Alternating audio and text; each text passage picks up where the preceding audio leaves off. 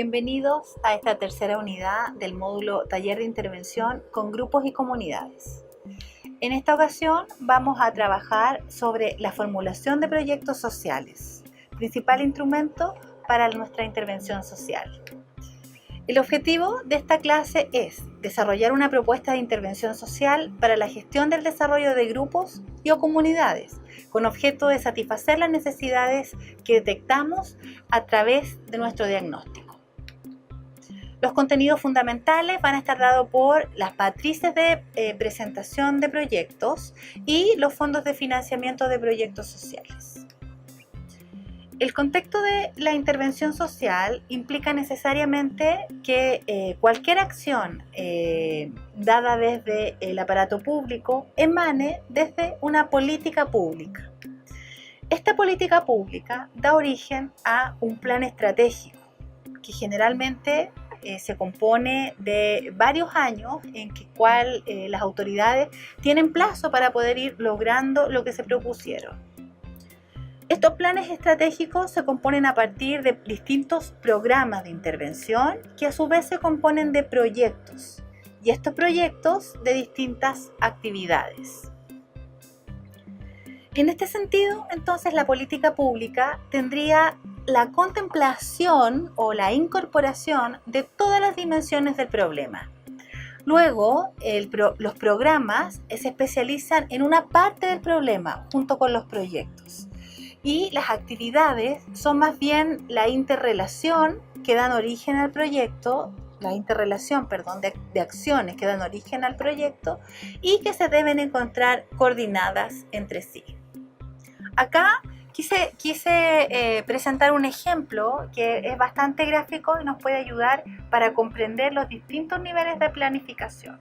En primer lugar está la política pública, ¿ya? Y acá el ejemplo está dado por el sistema el programa, la política, del sistema Elige Vivir Sano, que tiene como propósito promocionar o promover los hábitos y estilos de vida saludables para la mejora de la calidad de vida de la población. Después está el plan estratégico, que en el fondo en este caso es una estrategia socioeducativa transversal donde se informa y se educa a la población respecto de estos hábitos y estilos de vida saludables. Y un programa de este plan está dado por las escuelas saludables. Y un proyecto podría ser la instalación de los nutriquioscos en los colegios, ¿ya? Donde se cambia o se modifica la venta de los productos a productos más bien saludables como frutas, ¿verdad? Fundamentalmente para los estudiantes al interior del establecimiento educativo. Ese es un ejemplo de cómo va bajando la política pública al microespacio social, a la comunidad, al grupo social. En el caso de las comunidades hay que también tener en consideración que existen 4 grandes áreas de las cuales nosotros nos tenemos que nutrir en nuestra intervención. Aquello que comparte la comunidad, que como lo vimos en los módulos anteriores, está compuesto por necesidades que dan origen a problemas, pero también por personas que tienen ciertos recursos y ciertas potencialidades para poder revertir la situación o fortalezas.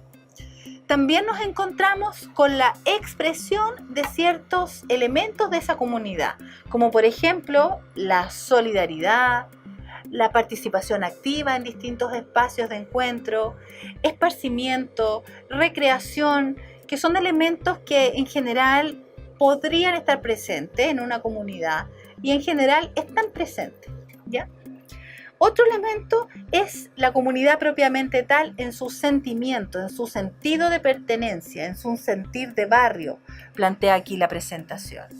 Y las acciones tendientes al bienestar social, económico, la seguridad que hoy día convoca tanto a las comunidades, entre otros elementos. Pero es que son las acciones que despliega esta comunidad a partir de ciertos valores y ciertos espacios y con elementos que comparten cotidianamente.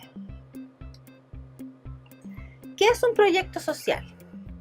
El proyecto social, como lo vimos anteriormente, es un conjunto de actividades interrelacionadas que quieren coordinarse, articularse para el logro del objetivo de mi intervención, ¿ya? Y mi objetivo de intervención siempre está orientado al cambio, a la transformación. Por ende, quiero satisfacer una necesidad, pero ojalá que esta satisfacción y lo que logré perdure en el tiempo, es decir, que sea una acción sustentable a lo largo del tiempo por este grupo. ¿Cómo llegamos al proyecto? A partir del diagnóstico de una situación actual, que también se denomina situación problema, que es aquello que deseamos modificar, y aquello que nos imaginamos, nuestra situación futura, que también se denomina situación ideal.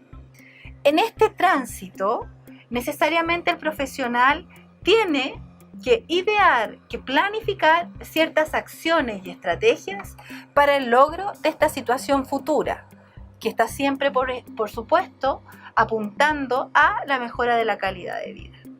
Y en este camino, donde diseña acciones, estrategias, hipotetiza respecto de los resultados, se encuentra el proyecto como una herramienta de planificación social que nos ayuda para la intervención en un microespacio territorial.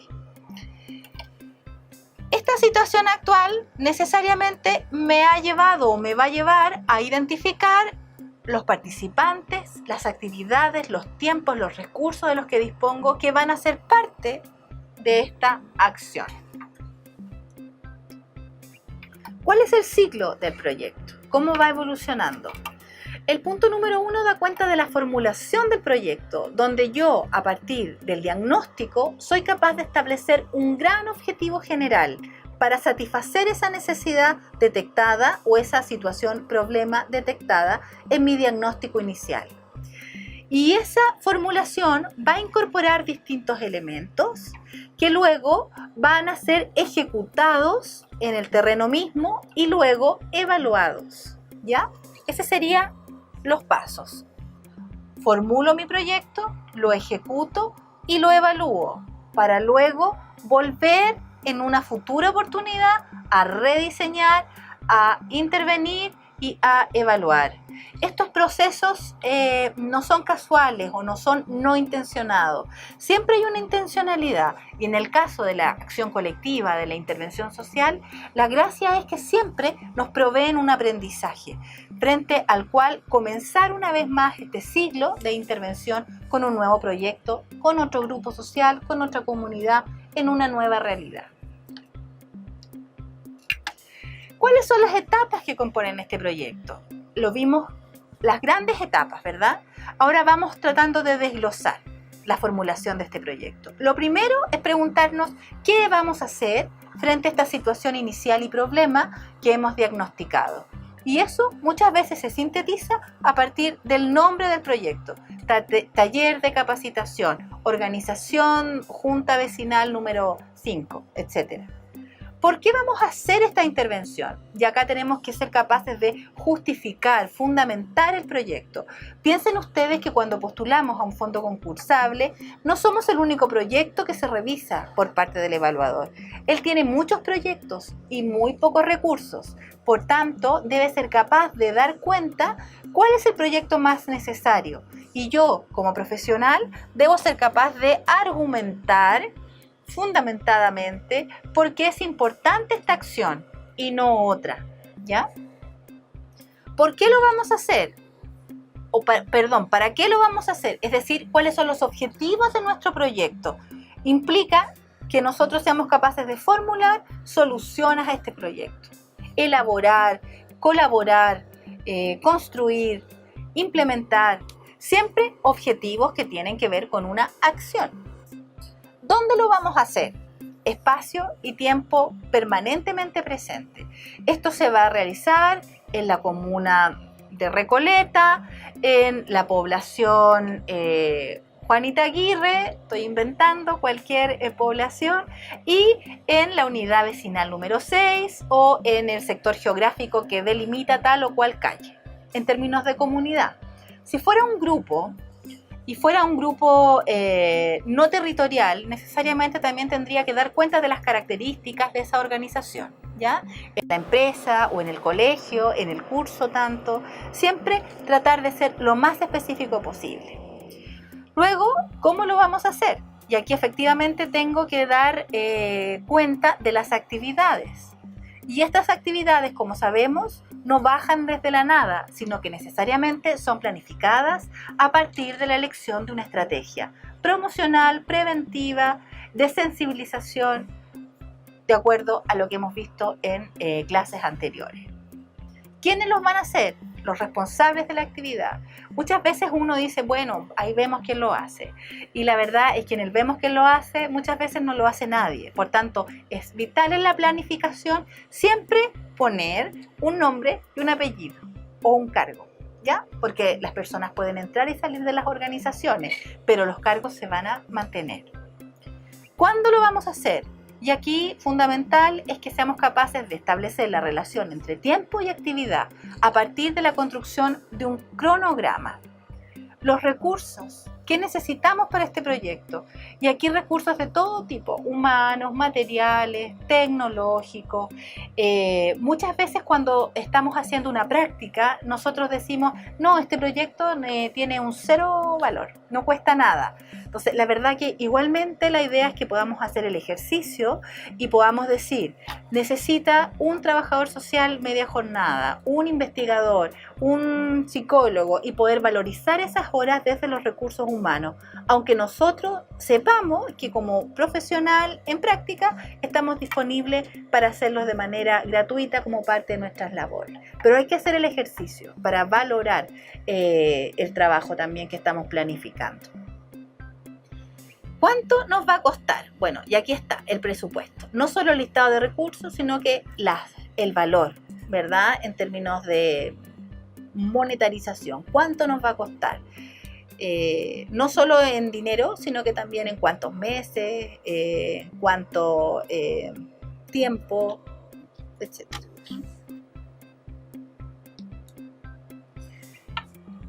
Las dos primeras etapas entonces sería el diagnóstico, dos primeras etapas de la planificación, el diagnóstico y la estrategia de intervención que tenemos que visualizar para nuestra intervención. En los antecedentes tenemos que ser capaces en el proyecto de poner los antecedentes generales del proyecto, es decir, qué situación se va a abordar, cómo se ha llegado a esta situación, qué se ha hecho frente a esta situación, problema. Luego, la organización que lo solicita. Municipalidad, juntas de vecinos, centro juvenil, centro adulto mayor, etc. Antecedentes de representante legal y responsable. Organizaciones comunitarias que apoyan el proyecto. Por supuesto que hoy día nadie podría dudar que tiene más fuerza una acción que emerja de un grupo de organizaciones que de una sola organización. Se supone que ustedes también han tenido o trabajado una red, un trabajo en red, y eso implica que no solo el CESFAM, sino que el CESFAM más el colegio, más la empresa quizás privada que se encuentra en el territorio, sean capaces de articular una acción y presentar un proyecto. En general, cuando ustedes presenten, este va a ser el cuadro que van a tener que completar. En los distintos proyectos concursables de fondos de desarrollo regional, de fondos de inversión social, del FOSI, estos son las matrices fundamentales. Esta matriz es de un municipio, ¿ya? Donde se da cuenta del nombre de la organización, el tipo, la cantidad de socios, es importante porque da cuenta del número de beneficiarios y del impacto que va a tener este proyecto. La línea de inversión al que postula, cada organización que entrega fondos tiene ciertas líneas de presupuesto, los nombres de los representantes, el monto solicitado, ¿verdad? Como elementos fundamentales en lo formal. Sin embargo, en el contenido necesariamente tenemos que profundizar respecto del cómo lo vamos a hacer y qué queremos lograr, como lo vimos en un par de láminas anteriores. Nombre del proyecto. Acá hay un ejemplo. Nuestro entorno libre de drogas, ¿ya? Pensando esto en la prevención del consumo de drogas y alcohol. Localización del proyecto. En este caso, la región de Tarapacá, la comuna Esperanza y la población El Sol. Si no tenemos claridad respecto de los antecedentes que pudieran configurar nuestro contexto, va a perder fuerza nuestra propuesta de proyecto, ¿ya? Y también, si este proyecto no surge desde una lógica participativa, también pierde fuerza. Es por eso que es importante, a pesar de que estamos viendo la herramienta del proyecto en esta clase, enfatizar en cómo surge este proyecto y en el fondo en la importancia de un diagnóstico participativo. El diagnóstico participativo implica reconocer en el grupo y en la comunidad la importancia de su saber, de su experiencia popular, ¿ya? Y eso es valorado por la comunidad y también valorado por los distintos agentes u organizaciones que forman parte de la comunidad. Implica definir con otros las necesidades, las carencias, las potencialidades y no, como he planteado a lo largo de esta presentación, desde mi rol de experto, ¿ya?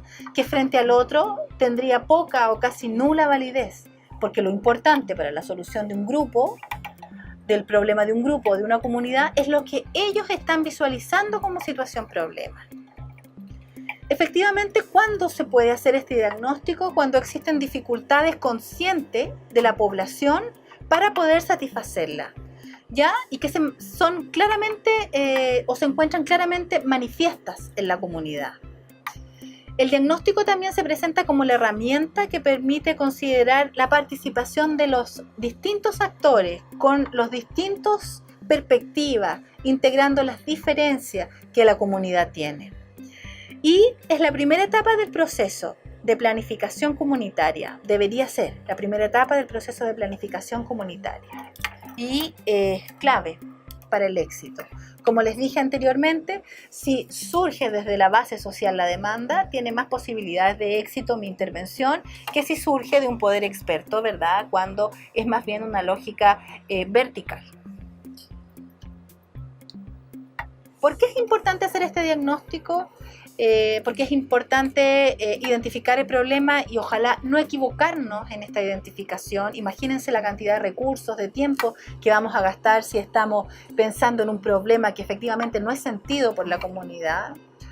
Porque no puede basarse solo en la percepción y opinión, sino que también tenemos que tratar en lo posible de incorporar ciertos elementos o ciertos indicadores de diagnóstico cuantitativos. ¿Cuántas personas tienen esta dificultad? ¿Cómo les afecta esta dificultad? Entonces, siempre tratar de complementar una mirada objetiva desde lo cuantitativo, pero también la subjetividad de una mirada cualitativa. Y la comunidad entonces protagonista de este proceso, no solo en el diagnóstico, sino que también en su ejecución, porque la comunidad es la que presenta el problema, pero también es parte importante de la solución del problema. Esto nos va a permitir entonces representar fielmente a las distintas poblaciones, a los distintos barrios y también generar espacios de co-creación que son muy valiosos y que claramente sustentan una acción en el tiempo. Si se instala esta acción desde el saber experto, en 2 o en 3 meses más, esa intervención va a haber tenido mucho éxito, pero ya no va a permanecer. En cambio, si estamos co-creando, co-construyendo, colaborando, efectivamente el proceso es distinto. ¿Quiénes pueden hacer este diagnóstico comunitario? Principalmente la comunidad, pero siempre mediado o facilitado por el trabajador social, quien los ayude quizás a conceptualizar, a ordenar la información. Entonces, muchas veces se conforma un equipo que está compuesto por miembros del grupo, miembros de la comunidad, ciertos actores sociales claves como dirigentes, ¿verdad? O presidentes de las organizaciones que puedan entregar quizás un conocimiento que recogen de la propia comunidad en las distintas instancias que participan. El diagnóstico entonces podría ser un diagnóstico general y un diagnóstico específico. En el caso del diagnóstico general nos enfocamos en el contexto y la verdad es que la idea fundamental es contextualizar adecuadamente la población, sus carencias y sus necesidades, pero también recuerden sus potencialidades. Jerarquizo estos problemas en conjunto con la comunidad. Tengo problemas de vivienda. hay problemas en la comunidad de participación y hay problemas de seguridad. En conjunto con la comunidad priorizo la necesidad, a la que luego voy a problematizar para intervenir. Y también los recursos disponibles. Si no tengo los recursos o quisiera intervenir sobre procesos de seguridad al interior de la comunidad, pero no cuento con el recurso para hacerlo, no tengo ninguna posibilidad. ¿Cuáles son los problemas que afectan a la comunidad? Y aquí hay un ejemplo: el alto consumo de drogas ilícitas, la escasa comunicación entre los vecinos, y hay bastantes sitios geriazos en esa comunidad que se presta para ciertas acciones delictivas. ¿Cómo jerarquizo entonces estos tres elementos planteados? Con criterios de jerarquización. No es al azar. Hay ciertos criterios de jerarquización que yo voy compartiendo con los grupos y comunidades. Y acá están. Urgencia, es decir, necesito satisfacer una necesidad básica hoy. Conciencia del problema, los recursos que tengo para solucionar el problema, la coyuntura y oportunidad, la magnitud de la necesidad y los objetivos de la institución o la organización en la que me encuentro desplegando esta acción. Por ejemplo, si estoy en un colegio y la comunidad siente que su principal necesidad es la vivienda y yo estoy en el ámbito de educación, efectivamente no tengo ni una posibilidad de jerarquizar la vivienda porque la institución o la organización donde me encuentro no tiene coherencia, pertinencia con la necesidad sentida. ¿Ya? En el caso de la urgencia se presentan necesidades básicas que deben ser satisfechas a la brevedad. Y aquí es importante pensar en ciertos parámetros o categorías. Por ejemplo, cuando es algo muy urgente, se establece en la literatura que debe satisfacerse entre 1 y 6 meses. Si es de mediana urgencia, debe entregarse la solución entre 6 y 14 meses, es decir, anual podría ser el plazo. Y cuando no hay urgencia, es decir, podemos esperar más de un año, ¿ya? Pero aquí es muy importante este criterio. Sobre todo se utiliza cuando en las comunidades hay emergencias como aluviones o terremotos. Siempre estamos ahí en una situación de emergencia. Por ende, si estoy realizando un proceso de participación, de un cabildo, pero las personas tienen sus casas inundadas, efectivamente no voy a seguir potenciando la participación en el cabildo, sino que la satisfacción a su necesidad básica. Conciencia del problema es otro elemento importante y da cuenta de aquello que verbaliza, que más siente la comunidad como el problema que más los aqueja. Y en este caso uno podría estimar ciertos porcentajes, ¿verdad?, de cuántos consideran que este problema es realmente importante. Entre el 60 y el 100% es muy importante, o sea, existe casi un 100% de conciencia en la población o más de un 50%. Cuando lo expresa entre un 30 y un 59% de la población, podría decir yo que hay una mediana conciencia. Y si es entre el 0 y el 30%, podríamos plantear que hay una escasa conciencia del problema. ¿Qué pasa si ahí me encuentro en una disyuntiva? Si hay una escasa conciencia del problema, sin embargo, mi mirada profesional es que es una urgencia, ahí necesariamente tengo que entrar a priorizar respecto de un criterio profesional consensuado con la comunidad y a partir de los recursos de los cuales dispongo. Acá están los recursos existentes, porque siempre en el ámbito de lo social nos movemos entre múltiples necesidades y escasez de recursos. Por tanto, ¿qué vamos a satisfacer primero? ¿A qué vamos a destinar estos recursos? La primera pregunta es si tengo los recursos o no los tengo. Y en función de esa pregunta vamos dando cuenta de aquellos elementos que vamos a jerarquizar para ir satisfaciendo. Y la coyuntura y la oportunidad. ¿Existen posibilidades de resolver efectivamente esta situación?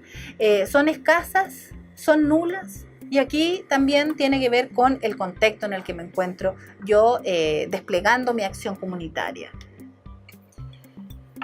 ¿Con qué recursos entonces cuenta este barrio, a modo de ejemplo, para enfrentar sus problemas? Cuenta con organizaciones, cuenta con infraestructura, cuenta con los recursos económicos, los humanos y las redes de apoyo necesarias.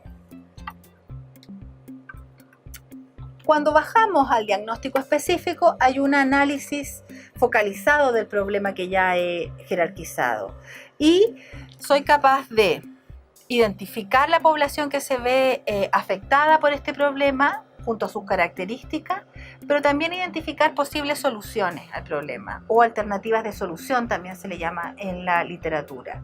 Y acá es importante no considerar una sola alternativa de solución, sino que considerar varias alternativas de solución, para luego dar vuelta en esta lógica cíclica, recursiva, a un nuevo análisis del problema seleccionado para una futura intervención profesional. Este problema responde a quiénes está afectando, qué características tiene, qué porcentaje de la población pertenece, de qué sector. Y bueno, a modo de ejemplo tenemos esto que en el caso del proyecto de adicción implica que está afectando a jóvenes entre 2 y 25 años que pertenecen a hogares en situación de pobreza en el sector de San Luis y que representan el 30% de la población. Ojalá lo más específico posible. El árbol de problemas es una herramienta para diagnósticos que luego pasa a construir un árbol de objetivos que guía la intervención. Hay que pensar que en el árbol de problemas yo debo identificar en su tronco el problema central, en sus raíces las causas y en su follaje o ramas las consecuencias del problema. En este caso, el problema central, de acuerdo a mi perspectiva, a mi diagnóstico, es el aumento del consumo de drogas ilícitas en jóvenes del macro sector San Luis. A partir de mi diagnóstico he recogido en conjunto con la población que hay distintas causas que han ido generando este aumento del consumo. Por ejemplo, la presión del grupo de pares ante el consumo y el aumento de tráfico de drogas en la población, que ha construido mi problema principal. Para luego dar cuenta de las consecuencias de este problema, que ha traído consigo deserción escolar, mayor violencia juvenil en el barrio y otro ejemplo que podríamos pensar. Estos efectos o consecuencias, estas causas y este problema son en definitiva los elementos a los cuales yo en algún minuto voy a tener que priorizar para abordar en mi intervención. Lo ideal siempre es dar respuesta a mi objetivo, a mi problema central que se transforma en mi objetivo, pero quizás yo no tengo ni los recursos ni el tiempo para disminuir el consumo de las drogas ilícitas en la población. Entonces planteo abiertamente, sin dificultad, que mi intervención va a estar más bien centrada en el aumento de la violencia juvenil, o sea, en una consecuencia o quizás en una causa, en la intervención en grupos de pares al interior de la comunidad para trabajar respecto de las adicciones y la presión del grupo social, ¿ya? O sea, uno construye el árbol de problemas, pero pudiera intervenir en una causa o en una consecuencia dependiendo de los recursos, del contexto y de los elementos que analice. Este análisis entonces de alguna manera va determinando mi ámbito de intervención y las causas y las consecuencias nos permiten también armar mi intervención a modo de proyecto en un árbol de objetivos voy a retroceder, pero que tendría que ser objetivo general de mi intervención. De lo negativo lo paso a un lenguaje positivo. ¿Aumentar el consumo de drogas? No, sería por el contrario disminuir el consumo de drogas ilícitas en jóvenes, ¿ya? Aumento de tráfico de drogas y presión del grupo de pares se vendrían a constituir en mi árbol de objetivos en mis objetivos específicos. Es decir, disminución de la presión del grupo de pares frente al consumo de drogas ilícitas y disminución del tráfico de drogas. Estoy en este caso siguiendo el ejemplo. Y mis consecuencias o mis efectos vendrían a ser los productos de mi intervención. ¿Con qué vamos a contar una vez finalizada la intervención? Con menor deserción escolar, menor violencia en el barrio, ojalá cuantificado, ¿ya? Baja de la deserción escolar en jóvenes de la población San Luis en un 30%, porque eso luego tengo que ser capaz de evaluarlo. Entonces, cuando hacemos el análisis del problema prioritario, podemos echar mano a esta matriz de análisis donde la matriz número 1 da cuenta del desarrollo de la problemática, dando cuenta del problema, los principales actores intervinientes, las causas y los efectos. Luego la propuesta de solución, que vendría a ser el árbol de problemas, que da cuenta de las ideas propuestas para la solución y qué problemas y a quiénes encontramos como beneficiarios de esa acción, pensando siempre en que hay ciertas coyunturas o nudos críticos, como plantea la presentación, que vamos a tener que hacer frente. Y el tercero, el mapa de recursos, que son los recursos con los que contamos, las fuentes de recursos y la distribución también que tenemos que hacer de estos recursos. En el qué debo hacer para obtener estos recursos ingresan los fondos concursables de los distintos proyectos y fondos municipales, regionales, gubernamentales y de privados también. Fuentes de información: estadísticas comunales, referentes barriales, encuestas, observaciones que yo pueda realizar para levantar la situación, y metodologías activas participativas como los cabildos, consejos consultivos, asambleas, lluvia de ideas, todas herramientas para levantar el problema a partir de la participación de la población. Tenemos entonces los objetivos del proyecto, general y específicos, y la manera en la formulación de mis objetivos. ¿A qué debo responder? Y lo primero es que deben ser claros, ojalá focalizados, lo más específicos posible o concreto, como plantea la presentación. Deben expresar el logro, es decir, mi situación final, lo que quiero conseguir. Ojalá, yo siempre recomiendo un objetivo general y 3 o 4 objetivos específicos que den respuesta al logro de mi objetivo general, formulándolo en un verbo en infinitivo, realizar, disminuir, fomentar, donde el objetivo general, por supuesto, debe utilizar un verbo que pertenezca a una taxonomía mucho más general que los verbos que se utilizan para la formulación de objetivos específicos. Y luego, entonces, tenemos que el título del proyecto se deriva de lo expresado en el objetivo general. A veces más o menos poéticamente vamos poniendo títulos a nuestros proyectos sociales, en conjunto también muchas veces con nuestros sujetos de atención o los participantes del grupo en la comunidad. Aquí hay un ejemplo del objetivo general, donde tenemos disminuir el consumo de drogas ilícitas en 40 jóvenes entre 15 y 25 años del sector X a diciembre del año 2018. Aumentar en un 10% los ingresos económicos de los adultos mayores entre 70 y 80 años del sector X al finalizar el proyecto. Incentivar el derecho al uso del espacio público en el 70% de los niños y niñas del sector X durante los meses de enero y febrero.